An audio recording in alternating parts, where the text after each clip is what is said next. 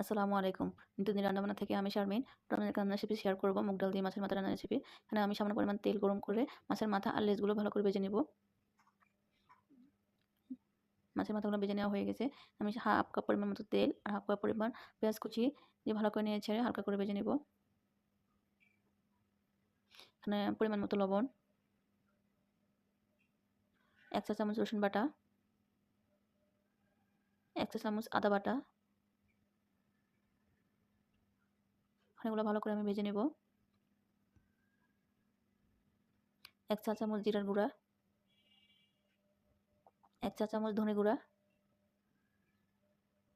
১ চা চামচ মরিচ গুঁড়া,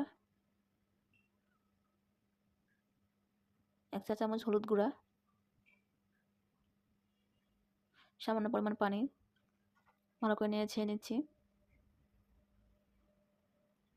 এখন আমি ঢাকনা দিয়ে ঢেকে দেবো, তেলগুলো উপরে আসার জন্য অপেক্ষা করব। ঢাকনা তুলে নিচ্ছি, তেলগুলো আমার উপরে উঠে গেছে। এখন আমি মাছের মাথাগুলো দিয়ে দেবো।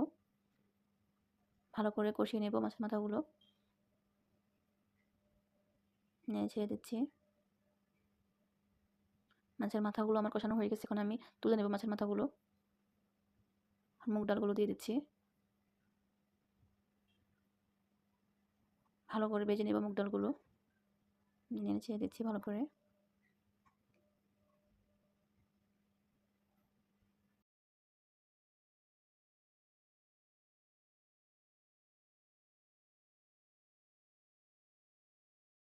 আমার ডালগুলো ভাজা হয়ে গেছে। এখানে আমি পানি দিয়ে দিচ্ছি পরিমাণ মতন। ঢাকনা দিয়ে ঢেকে দেবো বলক আসার জন্য। বলক এসে গেছে। ভালো করে নেড়ে ছেড়ে দিচ্ছি। এখানে আমি মাছের মাথাগুলো এখন দিয়ে দেবো। নেড়ে ছেড়ে দিচ্ছি ভালো করে। ঢাকনা দিয়ে ঢেকে রান্না করব।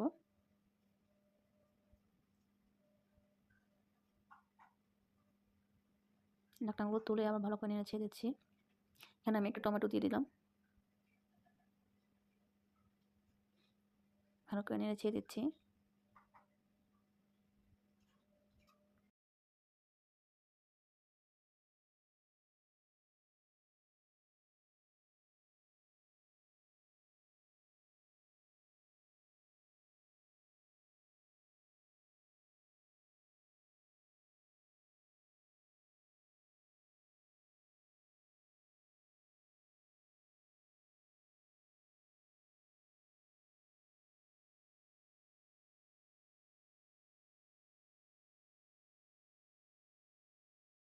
৪-৫টা কাঁচামরিচ আমি ফালি করে কেটে দিয়ে দিচ্ছি। ভালো একটা ফ্লেভার আসার জন্য ধনেপাতা দিয়ে দিলাম।